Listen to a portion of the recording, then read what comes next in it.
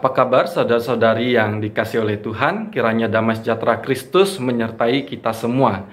Di hari ini kita akan membahas satu tema, yaitu jangan membunuh. Nah, jangan membunuh merupakan hukum ke-6 dari 10 hukum yang tercatat dalam Keluaran 20 ayat 13 dan Ulangan 5 ayat 17.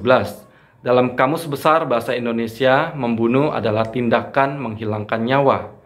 Baik secara agama ataupun secara konstitusi negara, pembunuhan adalah dosa dan tindakan kejahatan yang melanggar hukum dan harus mendapat konsekuensi. Namun tidak semua kasus pembunuhan merupakan kesengajaan.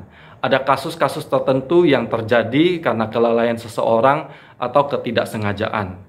Kasus pembunuhan yang tidak disengaja tercatat di dalam Ulangan 19 ayat 4-5 dikatakan, inilah ketentuan mengenai pembunuh yang melarikan diri ke sana dan boleh tinggal hidup apabila ia membunuh sesamanya manusia dengan tidak sengaja dan dengan tidak membenci dia sebelumnya.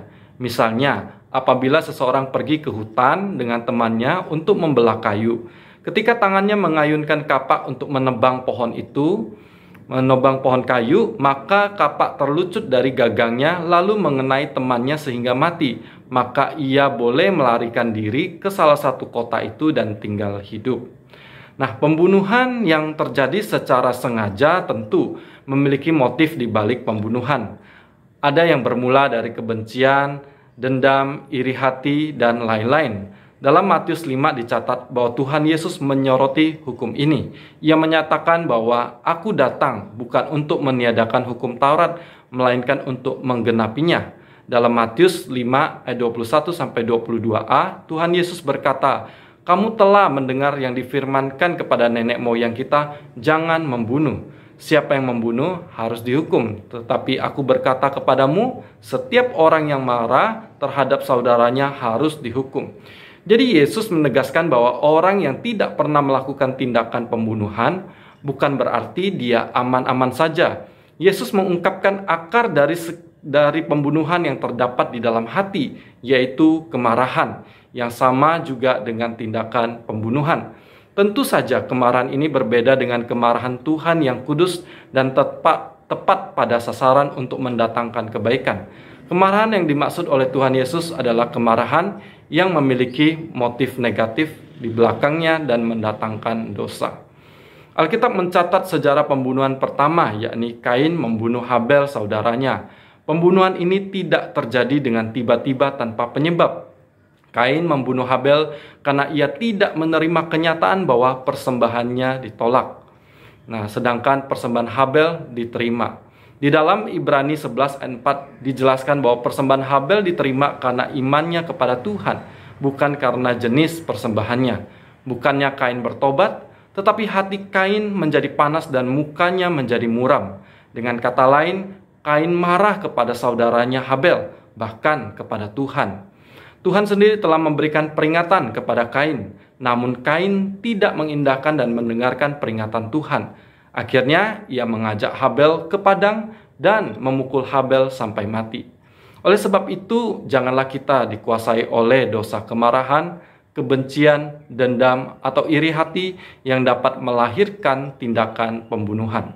Nah, 10 hukum yang diberikan kepada manusia bukan hanya agar manusia menjadi pasif menjauhi larangan-larangan yang ada dan menjadi puas, tetapi Tuhan ingin kita secara aktif melakukan apa yang menjadi kehendaknya. Kita jangan hanya menjadi puas ketika kita tidak pernah melakukan pembunuhan, tetapi Allah ingin kita secara aktif mengasihi sesama manusia seperti yang dikatakan di dalam Imamat 19 ayat 18. Janganlah engkau menuntut balas dan janganlah menaruh dendam terhadap orang-orang sebangsamu, melainkan kasihilah sesamamu manusia seperti dirimu sendiri. Akulah Tuhan.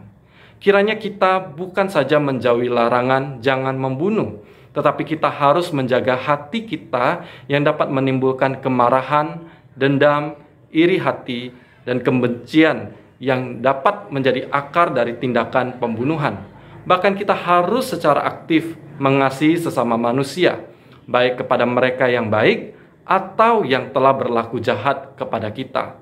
Sama seperti Kristus yang telah mengampuni orang-orang yang berbuat jahat kepadanya, mengkhianati dia, menghina dia, dan menyalibkan dia.